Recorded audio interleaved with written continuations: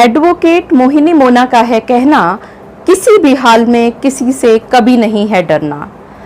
जब हम सभी रोड पर चलते हैं तो आपने अक्सर गाहे बिगाहे एक्सीडेंट होते हुए देखा होगा।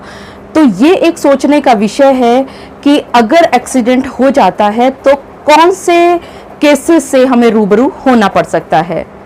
मैं एडवोकेट मोहिनी मोना आप सभी का पुनः स्वागत करती हूं और आप सभी देख रहे हैं आपका पसंदीदा चैनल मोहिनी मोना एडवोकेट।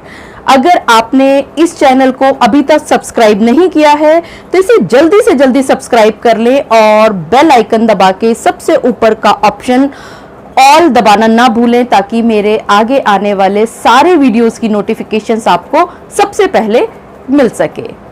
आप सभी को याद है ना कि मैंने और आपने एक प्रण लिया था कि हम सभी इस पूरे भारत में एक अवेयरनेस फैलाएंगे ताकि कभी भी किसी भी तरह की परेशानी आने पर कोई भी परेशान ना हो, बल्कि मजबूती से उस स्थिति का सामना कर सके।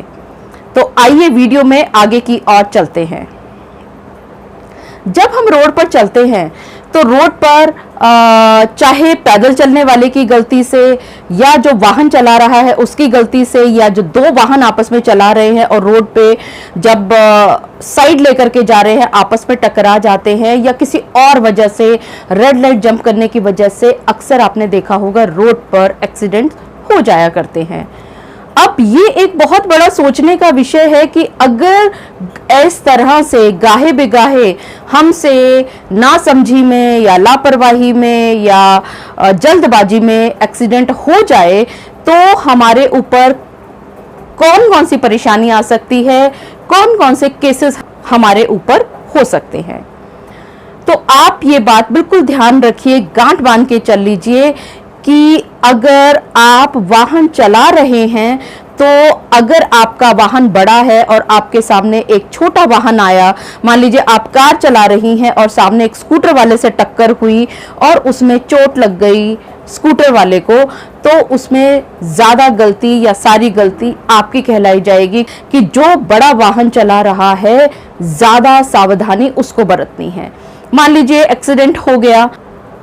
अब एक्सीडेंट होने के बाद एक तो जब जिसके ऊपर चोट लगी वो या उसके आस पड़ोस के लोग जो वहां पर इकट्ठा हुए वो 100 नंबर पे फोन करेंगे। उसके 100 नंबर पे फोन करने के बाद पुलिस आएगी, पुलिस आकर के मौके का मुआयना करेगी, फोटोग्राफ्स लेगी और दोनों पार्टीज को लेकर के थाने जाएगी। या अगर विक्टिम यानी कि जिसको चोट लगी है या जिसकी तरफ से एफआईआर दर्ज होने जा रही है उसको ज्यादा चोट लगी है तो पहले उसको अस्पताल ले जाएगी और उसके बाद फिर आपके ऊपर लापरवाही से गाड़ी चलाने का धारा लगाते हुए आपके ऊपर एक एफआईआर दर्ज हो जाएगी। और फिर आप सभी को पता ही है कि एफआईआर दर्ज होने के बाद किस तरह से step by step case court में चलता है।